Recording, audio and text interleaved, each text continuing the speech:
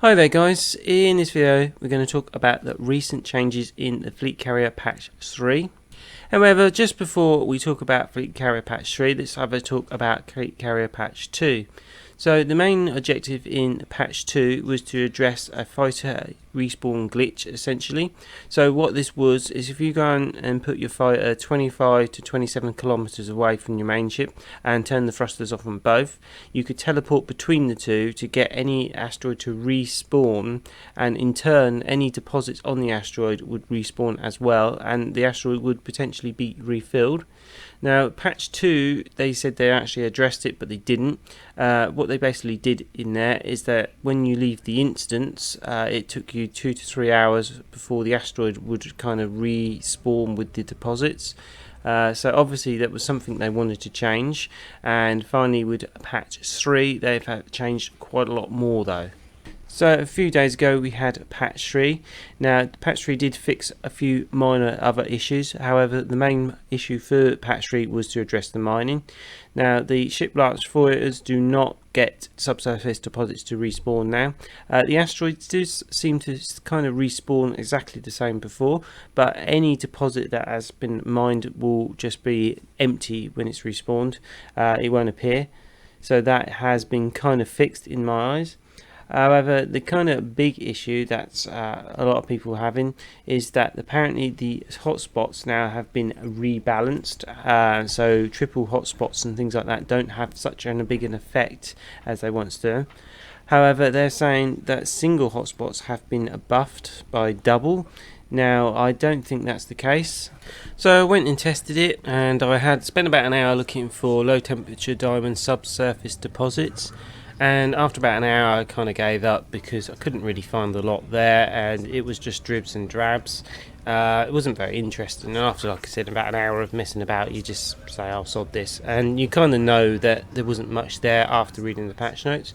So I thought I'd go back to the old laser mining method that I used way before all this lot happened. So I thought I'd give it a go, even though it's a slower method than subsurface deposits, especially with the fighter respawn glitch.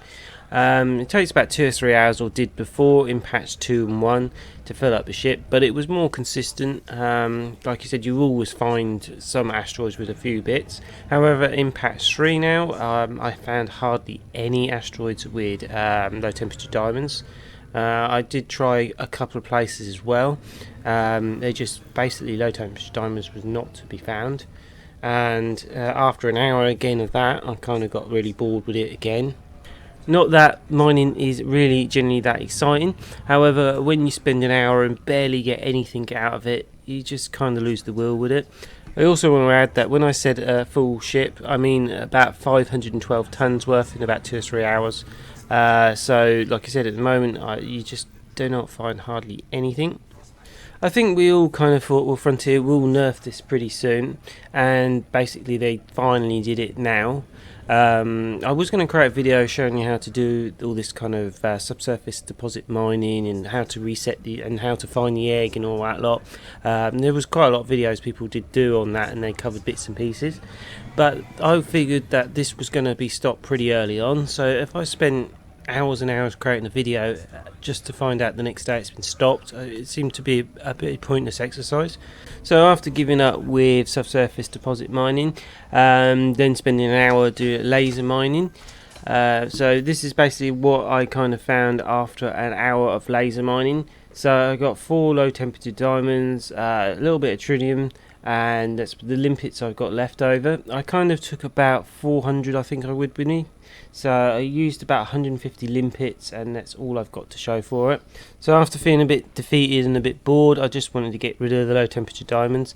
So I had a look around and found the best price I could for them. However, after jumping there, because it takes a bit of time to get a carrier over there and undocking and all that lot, when I finally got there, I found the price had dropped quite considerably. So now instead of 0.9, I'm looking at around about 0.6 million. All in all, not very exciting. To add a bit more insult into injury, it actually cost me 94 units of Tritium to actually get there, which when I worked out is around about 3.8 million's worth. So the amount of fuel it's costing the carrier is more than the actual what I mined. Obviously, if you'd have stayed there longer, you would have actually made more low temperature diamonds, but after feeling that kind of bored with the whole thing, I didn't want to spend hours and hours. So this brings me on to my next point, and that is Tritium. So Tritium has also been affected by this patch quite badly. So before, you could actually find it quite abundantly in stations, or you could mine it. However, supply has really dropped. If you look around Colonia area, you'll see only about few in stock. You see ones and twos in stock of Tritium. If you look at more stations, you won't see any selling it like you were before for 4,000 credits. Generally, the supply is dropping like anything. And also, if you go and try and mine it, you'll find a lot less units mining. Now, this was not apparently a intended effect. Frontier didn't actually said they wanted to nerf it, and shortly afterwards they come up with this statement. So the statement by Frontier reads that they're going to be reviewing the overlapping hotspots distribution. Basically, I reckon they've gone too harsh with it, and that'll be possibly rolling a new patch out. And also, what I was saying about the Tritium, they didn't intend to make it so much rarer, so hopefully that will get adjusted as well, as at the moment Tritium is pretty difficult to find. So I would think that the overlapping hotspots will get adjusted a little bit better, but I wouldn't expect them to be anywhere near what they were before. I expect Tritium should go back to the way it was, as I've heard quite a few fleet commanders actually being stranded out in the middle of nowhere because they relying on mining Tritium to actually fuel the carrier. But since it's so much more difficult to find, they're struggling to actually get the fuel to get the carrier out to these remote places, as because, like I said, you're relying on Tritium to fuel the carrier. So not only that is bad enough, it seems they've also adjusted something to do with trading. Often you go on a third-party site, look up a good place to buy or sell something, and then get there, do it, and move across and buy and sell whatever.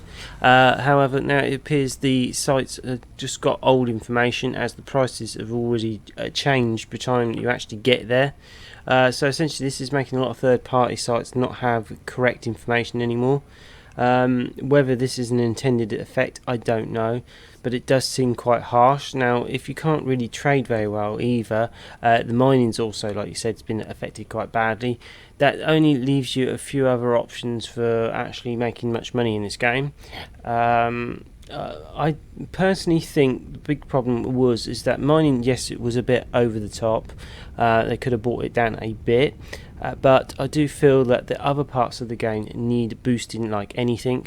For example, combat is a very high risk way of playing the game. It's also pretty enjoyable actually. The combat's not bad in it, but it is very low paying.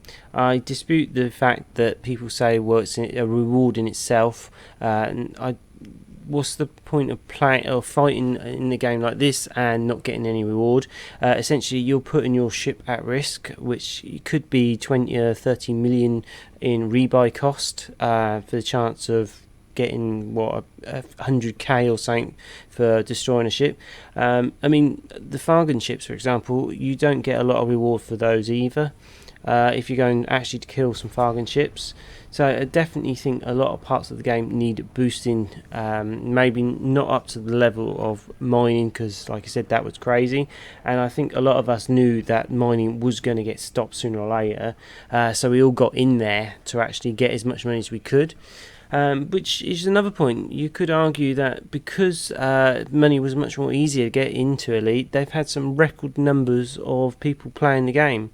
So you could argue if the game's easier to make money, more people enjoy the game. Is that a bad thing? I don't know. So like I said, we knew things were changing, but hopefully the trading gets fixed soon, because like I said, it makes trading with third-party sites near impossible. The mining, hopefully it gets boosted a bit. It's just they've got, I think, gone well over the top with it, and the overlapping hotspots and things, I would like to see them better. Tritium obviously should be not really easy to find, but it should be available quite easily, because we're relying on that for fleet carriers to get around on the actual area. If we can't get Tritium, you're essentially stranded. Now anyway guys, I know it's been an extremely long time since my last video. I must apologise for that. Like I said, hopefully things are a little bit better now. It didn't help that I had to do a complete Windows install and get all my stuff back. Basically my Windows was a bit messed up.